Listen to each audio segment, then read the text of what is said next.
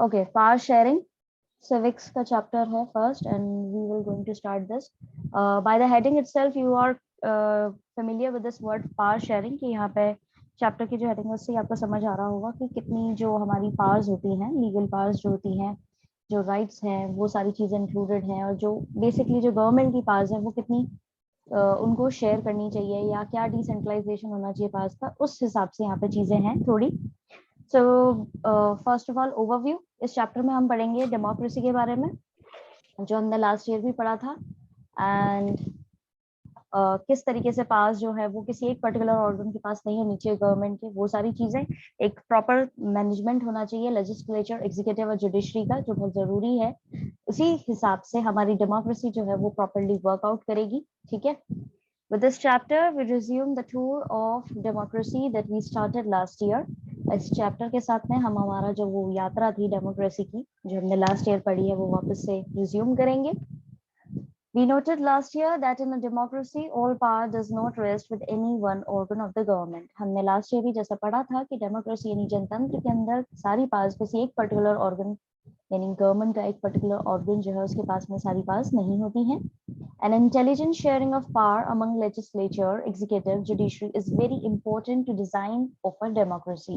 एक सही तरीके से शेयर करना पावर्स को किनके बीच में, लेजिस्लेचर, एग्जीक्यूटिव और जुडिशरी के बीच में, वो बहुत ही इंपॉर्टेंट चीज होती है किसी भी डेमोक्रेसी को डिजाइन करने के लिए। In this and the next two chapters we carry this idea of power sharing forward। इस चैप्टर में और आने वाले दो चैप्टर्स में हम इसी चीज को समझेंगे। We start with the two stories from Belgium and Sri Lanka। हम इस चैप्टर के अंदर दो स्टोरीज समझेंगे बेल्जियम और श्रीलंका की। Both these stories are about how democracy handle demands for power sharing।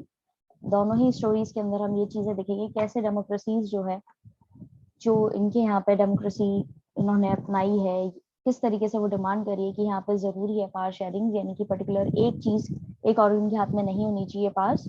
The story yields some general conclusions about the need for power sharing in democracy। Stories जो हैं वो आपको समझाएंगी कि जरूरी क्यों है किसी भी डेमोक्रेसी के अंदर पावर शेयर करना। This allows us to discuss various forms of power sharing that will be taken up in the following two chapters। और यही चीज जो है हम आने वाले दो चैप्टर्स के अंदर भी समझेंगे और डीप स्टडी करेंगे। शुरुआत हमारी इस चैप्टर से होगी। समझ में आया ओवरव्यू कि हम इस चैप्टर में क्या पढ़ने वाले हैं? किसी को कोई दिक्कत? No ma'am. So here we are, Belgium and Sri Lanka. Belgium एक छोटी सी कंट्री है यूरोप के अंदर। इसका एरिया जो है अगर हम कंपेयर करें हमारी इंडिया की जो स्टेट है हरियाणा, तो उससे भी छोटा है। इसकी जो बॉर्डर्स हैं वो बेल्जियम की जो बॉर्डर्स है मतलब इसकी नेबरिंग कंट्रीज हैं फ्रांस, नीदरलैंड, जर्मनी और लग्जमबर्ग। इसकी पॉपुलेशन जो है वो लगभग कम है 1 करोड़ से, और अगर इसको कंपेयर करें पॉपुलेशन के क्राइटेरिया से हरियाणा से कंपेयर करें तो वो कम से कम हरियाणा की आधी उसमें मानी जाएगी। यानी कि एरिया वाइज देखें तो भी छोटा है बेल्जियम, और अगर पॉपुलेशन वाइज देखी जाए तो पॉपुलेशन भी हरियाणा की आधी ही है वहां पर। ठीक है, अब इसको लाइन टू लाइन पढ़ते हैं। Belgium is a small country in Europe, smaller in area than the state of Haryana. जैसा मैंने आपको बताया बेल्जियम एक छोटी कंट्री है यूरोप के अंदर और ये स्मॉल है, बहुत छोटी है हरियाणा के साइज के हिसाब से देखा जाए तो। It has borders with France, the Netherlands, Germany and Luxembourg. अब इसकी नेबरिंग कंट्रीज जो है वो है फ्रांस, नीदरलैंड, जर्मनी और Luxembourg. It has a population of little over 1 crore, about half the population of Haryana. इसकी जो पॉपुलेशन यानी जनसंख्या है वो करीब 1 करोड़ से कम है, और हरियाणा की पॉपुलेशन से कंपेयर करें तो कम से कम उसकी आधी है। हरियाणा में 1 करोड़ से ज्यादा है, डबल है, और इसकी उससे भी आधी है। The ethnic composition of this small country is very complex। अब इसका ethnic composition जो है छोटी सी कंट्री का वो काफी difficult या कह सकते हैं काफी complex है। So what is the meaning of ethnic?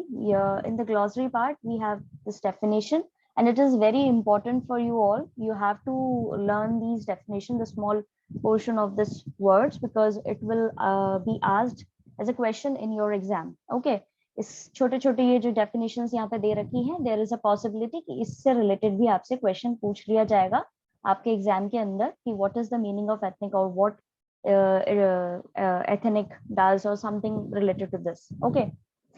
So ethnic का मतलब है a social division based on shared culture. People belonging to the same ethnic group believe in their common descent because of similarities of physical type or of culture or both. They need not always have the same religion or nationality. यानी कि एक social division, एक सामाजिक division है, divide कर रखा है. जो लोग same culture को belong करते हैं उनके बीच में, लोग बाग same ethnic group के अंदर, यानी कि same उनकी सोच है, सेम विश्वास है उनके, भले उनके अंदर कुछ सिमिलैरिटीज हैं या फिजिकल टाइप में उनके कुछ डिफरेंसेस हैं, लेकिन वो कल्चर जो है उनका वो सेम है. उस चीज को लेकर के यहाँ पे बताया गया है. जरूरी नहीं कि उनका सेम रिलीजन हो, धर्म सबका सेम हो, जरूरी नहीं. अब सपोज जैसे कि इसका अच्छा सा एग्जाम्पल आपको दे सकते हैं कि जैसे इंडिया के अंदर हिंदू है, हिंदू के अंदर कई सारे लोग आते हैं, ठीक है, कई सारी कैटेगरी के लोग आते हैं. तो उनका जो धर्म है वो एज एन हिंदू देखा जाए, उसके अंदर भी कई सब डिविजन्स है. तो कल्चर तो सेम है, भले ही थोड़े बहुत तरीके अलग हो, फिजिकल अपीयरेंस थोड़ी सी अलग हो, लेकिन उनका कल्चर सेम है. तो उसको आप समझ सकते हैं ऐसे कि एथनिक यहाँ पे क्यों बोला गया है. तो यहाँ पे इस कंट्री के बारे में भी यही बोला गया है कि बेल्जियम, जो यहाँ पे मैप दे रखा है आपको, कि बेल्जियम के अंदर एथनिक कॉम्पोजिशन जो है वो बहुत ही कॉम्प्लेक्स है. यानी कि यहाँ पे जितने भी लोग रह रहे हैं उनकी जो कल्चर है, उनके जो ट्रेडिशंस हैं, जो उनके बिलीव्स हैं, वो थोड़े से कॉम्प्लेक्स हैं. वो क्या है वो हम अब आगे पढ़ेंगे. अभी तक किसी को कोई दिक्कत आई है तो पूछ सकते हैं, अभी तक जितना भी पढ़ाया. No, ma'am. Okay. No, ma'am. Of the country's total population, 59% lives in the Flemish region, speaks Dutch language. अब ये जो पूरी कंट्री है उसके अंदर 59% लोग जो हैं वो फ्लेमिश रीजन में रहते हैं, जो लैंग्वेज क्या बोल रहे हैं, डच. ठीक है, यहाँ पे आपका जो मैप दे रखा है आप उसको कंसिडर करेंगे. यहाँ पे येलो कलर से इन्होंने फ्लेमिश यानी डच स्पीकिंग वाला एरिया जो है वो हाईलाइट कर रखा है. तो यू कैन सी दैट कि ये इतना जो एरिया है ये 59% यहाँ पे पॉपुलेशन जो है रह रही है. ठीक है, इस पूरे देश की पॉपुलेशन की 59% लोग जो है वो फ्लेमिश वाले रीजन में रह रहे हैं. Another 40% people lives in the Wallonia region and speak French. और बाकी के 40% जो है वो लोग कहाँ रह रहे हैं, वलोनिया रीजन में रह रहे हैं, जो फ्रेंच बोलते हैं, यानी कि यहाँ पर. ठीक है, रेड कलर से ये दे रखा है. फिर remaining 1% of the Belgian speak German. और जो 1% लोग बचे हैं वो लोग क्या, वो कौन सी लैंग्वेज बोलते हैं, वो बोलते हैं जर्मन, जो कि यहाँ पे या एग्जैक्टली यहाँ पे जो साइड में एरिया दे रखा है ये बेसिकली 1% लोग जो हैं जर्मन बोलने वाले, जर्मनी बोलने वाले लोग यहाँ पे रहते हैं. In the capital city Brussels, 80% people speak French and while 20% are Dutch speaking. अब जो मैंने आपको बात बोली थी कि एथनिक कॉम्पोजिशन जो है वो बहुत ज्यादा कॉम्प्लेक्स है, वो कैसे है उस चीज को यहाँ पे देखो कि इन्होंने बाकी कंट्री के बारे में तो प्रॉपर्ली डिस्क्राइब कर दिया कि इतने जने जो है डच बोल रहे हैं, इतने जो है फ्रेंच बोल रहे हैं और इतने जो है जर्मनी बोल रहे हैं. लेकिन जो इनकी कैपिटल सिटी है ब्रूसेल्स, ठीक है, ये बीच में जो ऑरेंज छोटा सा पार्ट है ये इन्होंने अपनी कैपिटल को हाईलाइट करते हुए दिखाया. यहाँ पे अलग कॉम्पोजिशन है. ब्रूसेल्स सिंपल कैपिटल सिटी जो है इनकी, उसके अंदर 80% लोग फ्रेंच बोल रहे हैं और 20% लोग जो है डच बोल रहे हैं. तो ये इस तरीके से कॉम्प्लेक्स हुआ है. यहाँ पर आपका पूरी कंट्री का हिस्सा बता दिया कि इतने लोग 59%, ये वाले जो है 59% वाले हैं, ये वाले जो है 40% वाले हैं और ये जो है 1% वाले हैं. ठीक है, I cannot draw that,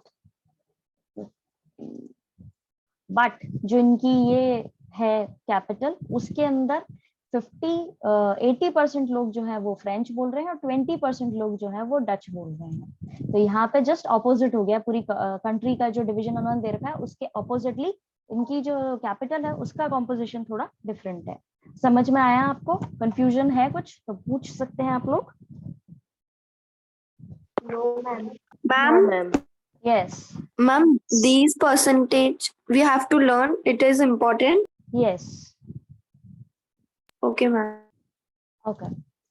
तो सिंपली आपको पूरे देश का बता रखा है इन्होंने पहले तो कि कौन सी लैंग्वेज कहाँ पे ज्यादा बोली जा रही है, और फिर उससे हट करके इनकी जो कैपिटल है ब्रूसेल्स, उसका अलग बता रखा है इन्होंने डिवीजन की। वहां पर 80% लोग जो है वो बोलते हैं फ्रेंच और 20% लोग जो है वो बोलते हैं डच।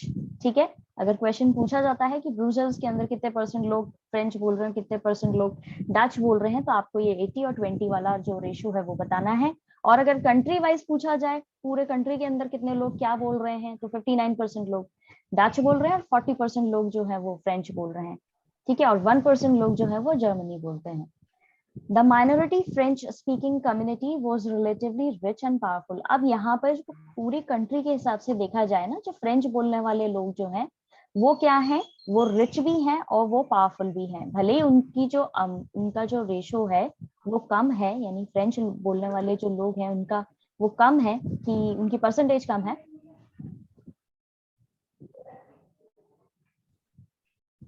लेकिन वो लोग हैं क्या, वो वैसे अगर वेल्थ के हिसाब से देखा जाए तो they are rich and they are powerful. This was resented by the Dutch-speaking community who got the benefit of economic development and education much later. अब ये चीज जो है, ये डच बोलने वाले जो लोग हैं उनको बिल्कुल समझ में नहीं आ रही थी, क्योंकि उनको इस चीज का बेनिफिट जो है इकोनॉमिक आर्थिक डेवलपमेंट जो है उनका लेट हुआ है, और एजुकेशन के मैटर से भी देखा जाए तो वो चीज भी उनको लेट मिली है।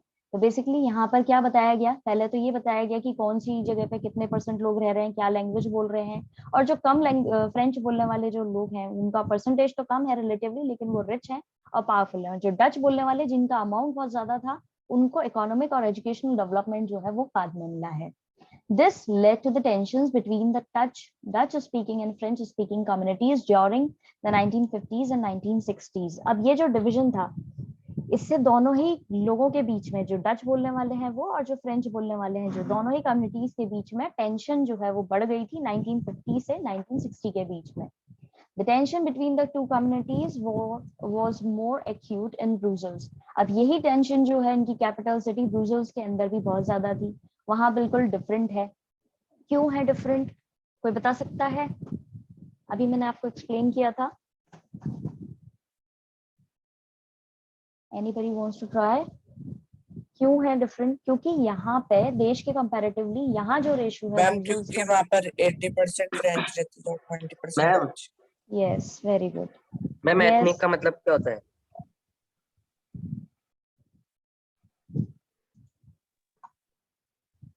हम कहाँ पर थे? ब्रुसेल्स, क्योंकि ब्रुसेल्स का जो है वहां पर रेशो थोड़ा और डिफरेंट था। वहां पे बिल्कुल देश के कंपैरेटिवली डिफरेंट प्रोपोर्शन में या रेशो में जो है वहां पे डिवीजन था। Brussels presented a special problem, वहां पर एक स्पेशल प्रॉब्लम थी। The Dutch speaking people constituted a majority in the country but a minority in the capital. अब यहाँ पे प्रॉब्लम क्या थी, जो मैंने आपसे पूछा था वो ये है कि यहाँ पे स्पेशल प्रॉब्लम ये कि डच बोलने वाले लोग जो मेजोरिटी में, देश में तो मेजोरिटी में थे, लेकिन यहाँ कैपिटल सिटी के अंदर उनकी मेजोरिटी नहीं थी, वो बल्कि माइनॉरिटी में थे। ठीक है, let us compare this to the situation in another country. अब इसी चीज को, सेम सिचुएशन को दूसरी कंट्री से कंपेयर करेंगे। Sri Lanka is an island nation. Sri Lanka क्या है? एक आइलैंड नेशन है। Just a few kilometres off the southern coast of Tamil Nadu, और ये हमारे देश के तमिलनाडु जो है उससे कुछ किलोमीटर्स की दूरी पे ही है, सर्दर्न कोस्ट। ठीक है, it has about 2 crore people, about the same as in Haryana. अब इसको ध्यान में रखेंगे, इसको भी हरियाणा से ही कंपेयर किया है इन्होंने, और यहाँ पे उसकी पॉपुलेशन के बारे में बताया है कि यहाँ पे करीब श्रीलंका के अंदर 2 करोड़ लोग रहते हैं, जितना कि अपने हरियाणा में रहते हैं। ठीक है, like other nations in the South Asia region, Sri Lanka has a diverse population. बाकी nations की तरह, जो बाकी nations है साउथ एशिया रीजन के, उसी तरह श्रीलंका जो है यहाँ पर भी काफी डाइवर्सिटी है, काफी विविधता है पॉपुलेशन में। The major social groups are Sinhala speakers 74% and Tamil speakers 18%. इस चीज को आप मार्क कर लेंगे, ये इंपॉर्टेंट है। जैसे यहाँ पे बेल्जियम के अंदर बताया था डच और फ्रेंच और जर्मन बोलने वालों के बीच में कंपैरिजन, यहाँ पर सिंपली बताया है सिन्हाला और तमिल बोलने वालों के। ठीक है, अमंग तमिल्स देयर आर 2 सब ग्रुप्स। अब ये जो तमिल बोलने वाले लोग हैं 18% लोग, इनके अंदर भी डिवीजन है, 2 ग्रुप्स हैं। ठीक है, अब वो क्या है? Tamil natives of the country, जो तमिल बोलते हैं वहीं के रहने वाले लोग हैं 18% के अंदर, जो तमिल श्रीलंका के अंदर ही लोग बाग शुरुआत से ही वहीं के नेटिव्स रहे हैं, उनको तो बोला जाता है श्रीलंकन तमिल्स, जो 13% है। और बाकी के जो है यानी कि 5%, वो कौन से हैं? The rest, whose forefathers came from India as the plantation workers during the colonial period, are called Indian Tamils. अब ये जो 18% का डिवीजन है, ध्यान से सुनो, वापस से रिपीट कर रही हूँ, दो सोशल ग्रुप्स हैं, सिन्हाला बोलने वाले और तमिल बोलने वाले। बाद में तमिल बोलने वालों का दो डिवीजन है, जिसमें से 13% जो है वो वहीं के प्रॉपर नेटिव्स है, जिनको बोलते हैं श्रीलंकन तमिल्स, और जो बाकी के 5% है वो है इंडियन तमिल्स। इंडियन तमिल्स कैसे हैं कि उनके जो पूर्वज रहे हैं, फोरफादर्स रहे हैं, वो इंडिया से यहाँ पे प्लांटेशन वर्कर्स के तौर पर आए थे कॉलोनियल पीरियड यानी ब्रिटिश टाइम के अंदर। समझ में आया? किसी को कोई दिक्कत? No ma'am. क्लियर है सबको? Yes ma'am. Yes, ma'am. Ma'am. Okay. As you can see from the map, Sri Lankan Tamils are concentrated in the north and the east of the country. अब हम श्रीलंका का जो मैप है वो देखते हैं। श्रीलंकन तमिल जो है उन्होंने कहाँ पे अपना ज्यादा उनका एरिया है, यानी कहाँ पे वो लोग ज्यादा रिसाइड कर रहे हैं, ऑरेंज कलर से शो किया है। ये नॉर्थ और ईस्ट पार्ट जो है, नॉर्दर्न पार्ट और ईस्टर्न पार्ट जो है यहाँ पे आपको ज्यादा दिखेगा और इस तरफ थोड़ा कम है। ठीक है, श्रीलंकन तमिल्स के बारे में बोला गया है। ये इंडियन तमिल, मुस्लिम्स की भी वहां पे पॉपुलेशन है, और सिन्हालीज यानी सिन्हाला बोलने वाले लोग जो है उनका भी डिस्क्रिप्शन है। Most of the Sinhala speaking people are Buddhist. यहाँ पे बताया गया है कि अधिकतर सिन्हाला बोलने वाले लोग जो है वो बुद्धिस्ट हैं, while most of the Tamils are Hindus और मुस्लिम्स। और जो मुस्लिम्स जो तमिल्स हैं वो दो तरह के, हिंदूज भी हैं और मुस्लिम्स भी, यानी तमिल भाषा बोलने वाले लोग जो हैं वो हिंदूज भी हैं और मुस्लिम्स भी हैं। There are about 7% of Christians who are both Tamil and Sinhala। और यहाँ पर करीब 7% क्रिश्चियन लोग रहते हैं जो तमिल भी हैं, ठीक है, और सिन्हाला भी हैं। समझ में आया? किसी को कोई कंफ्यूजन इस पैराग्राफ में? Or should I No, explain ma'am. it to No, Mohammed ma'am. again? Okay. तो बेसिकली मैम ये हाँ जी क्रिश्चियन बोलिए। क्रिश्चियन और बोथ तमिल, तो मैम ये क्रिश्चियंस भी हैं और तमिल भी हैं। बेटा तमिल ये लैंग्वेज के लिए बोला जा रहा है यहाँ पर, सिन्हाला लैंग्वेज है और तमिल भी लैंग्वेज है जो वो लोग बोलते हैं। रिलीजन उनका क्रिश्चियन है। ऐसे ही यहाँ पे तमिल्स के लिए बोला गया ना कि तमिल बोलने वाले लोग जो है वो हिंदूज भी हैं और मुस्लिम्स भी हैं। तो बेसिकली ये इनकी लैंग्वेज है, जो कौन कौन से रिलीजन के लोग बोल रहे हैं वो यहाँ पे बताया गया है। Okay, thank you. Just imagine what could happen in the situation like this। आप सोचिए कि इस तरह की सिचुएशन अगर हो रही है तो उसमें क्या होता होगा। In the Belgium, the Dutch community could take advantage of its numeric majority, force it will on the French and German speaking population।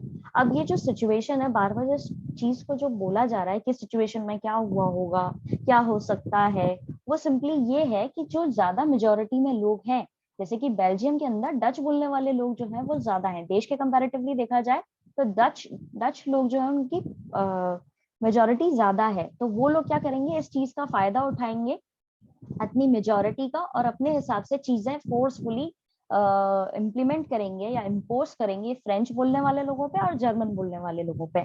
क्यों? क्योंकि उनका जो अमाउंट है, उनका जो मतलब रेशो है वो कम है। This would push the conflict among the communities further। और इससे क्या होगा, आगे जाकर के और conflict होगा communities के बीच में। This could lead to a very messy partition of the country। Both the sides would claim control over Brussels। अब क्या होगा, इससे बहुत ही messy partition होगा, बंटवारा होगा कंट्री का। दोनों ही साइड्स जो है वो कोशिश करेंगी कि हमारी जो ये ब्रूसेल्स है इसके ऊपर हम क्या कर सके, कंट्रोल कर सकें। दोनों ही ये हिस्से जो हैं वो कोशिश करेंगे, क्योंकि ये हिस्सा जो है ये 59% था, तो ये ज्यादा बोलने की ज्यादा अपना होल्ड लेने की कोशिश करेगा। तो यहाँ पे सिंपली यही सिचुएशन बताई गई है, ठीक है। In Sri Lanka, the Sinhala community enjoyed an even bigger majority and could impose its will on the entire country। अब श्रीलंका के केस में देखा जाए तो श्रीलंका के अंदर सिन्हाला कम्युनिटी के लोग जो हैं उनके पास में तो और भी ज्यादा बड़ी मेजोरिटी है, और वो क्या कोशिश करेंगे कि पूरी ही चीजें अपने हिसाब से चलाने की कोशिश करेंगे पूरे देश पर। Now let us look at what happened in both these countries. अब हम देखेंगे कि दोनों ही कंट्रीज के अंदर क्या होगा। अब सिन्हाला वाली जो चीज है उसको पहले आप मैप से समझिए। सिन्हालीज यानी सिन्हाला बोलने वाले लोगों को सिन्हालीज बोला गया है, जिनको येलो कलर से यहाँ पर रिप्रेजेंट किया गया है। तो आप देख सकते हो कि इनकी मेजोरिटी कितनी ज्यादा है यहाँ पे, ठीक है। अब ये कैसे समझाया गया है कि ये क्या इम्पोज करने की कोशिश करेंगे, दूसरों को कंट्रोल करने की कोशिश कैसे करेंगे, उसको एक मैं आपको इंट्रो दे देती हूँ यहाँ पे। मेजॉरिटेरियनिज्म इन श्रीलंका, यानी मेजॉरिटी में जो लोग ज्यादा होते हैं वो कोशिश करते हैं अपनी सुप्रीमेसी, अपने आप को सुप्रीम दिखाने के लिए, अपने सारा होल्ड लेने के लिए कोशिश करते हैं कि वो गवर्नमेंट का रास्ते से दूसरे लोगों के ऊपर अपने हिसाब से चीजें जो हैं वो इम्पोज करें। सो फर्स्ट ऑफ ऑल पहले चलते हैं मेजॉरिटेरियनिज्म पे। A belief that the majority community should be able to rule a country in whichever way it wants by disregarding the wishes and needs of the minority. Majoritarianism का मतलब ये होता है, ये माना जाता है कि मेजॉरिटी कम्युनिटी जो है वो पूरी तरह कोशिश करती है देश को रूल करने की, ठीक है, जिस भी तरीके से वो चाहती है, which ever way it wants, जिस भी तरीके से वो चाहती है उस तरीके से। By disregarding the wishes, by disregarding the wishes का मतलब यहाँ पे ये है कि जो बाकी लोगों की इच्छाएं हैं उनको बिल्कुल नजरअंदाज करते हुए, उनकी जरूरतों को नजरअंदाज करते हुए वो अपने हिसाब से कोशिश करती है किसी भी देश को रूल करने की, और माइनॉरिटी की जितनी भी इच्छाएं हैं या माइनॉरिटी में जो भी लोग रह रहे हैं उनको बिल्कुल उनकी नीड्स और उनकी विशेस को पूरी तरीके से इग्नोर करते हैं। This is what we call majoritarianism. ठीक है, समझ में आया? किसी को कोई Yes, दिक्कत? ma'am. Yes, ma'am. Okay, so that's it for today. आज हम इतना ही करेंगे because we don't have much time to complete the whole topic, और ये टॉपिक जो है हमने एक बार में ही पढ़ना है तो अच्छे से समझ में आएगा। I just give you the whole intro of this topic. यहाँ बेसिकली हम यही चीज समझेंगे कि कौन सी लैंग्वेज बोलने वाले लोग हैं, कितने अमाउंट में हैं, और किस तरीके से वो रूल करने की कोशिश कर रहे हैं बाकी देश के ऊपर। क्यों? क्योंकि उनके पास में मेजॉरिटी ज्यादा, वो ज्यादा नंबर में लोग हैं। ऐसे ही आपको मैं एक एग्जांपल देना चाहूंगी इंडिया का। इंडिया जब आजाद हुआ था तो इंडिया में ज्यादा से ज्यादा लोग जो है वो हिंदी लैंग्वेज बोला करते थे। अब आज भी बोलते हैं नो डाउट, बट उस समय ज्यादा लोग हिंदी बोलते थे। तो जो साउथ इंडिया के लोग थे या ईस्ट इंडिया के जो लोग थे, जो हिंदी में इतने वेल वर्स नहीं थे, जिनको इतनी फ्लुएंटली नहीं आती थी, तो यहाँ पर भी बोला जा रहा था। कुछ जो लीडर्स थे, अभी आप आगे अगर लेते हो हिस्ट्री या पॉलिटिकल साइंस आगे जाके, तब आपको इस सब चीजों के बारे में पता पड़ेगा कि वो कोशिश कर रहे थे हिंदी जो लैंग्वेज है उसको हमारी ऑफिशियल लैंग्वेज बनाने के लिए, ठीक है। लेकिन ये पॉसिबल नहीं था क्योंकि हमारे देश के अंदर कुछ ऐसे एरियाज भी हैं जहाँ पे ये लैंग्वेज बोली नहीं जाती। तो यहाँ पे जो ये श्रीलंका और बेल्जियम का एग्जाम्पल दिया है वो कहीं ना कहीं इंडिया के अंदर भी एक समय पर हुआ है, ठीक है।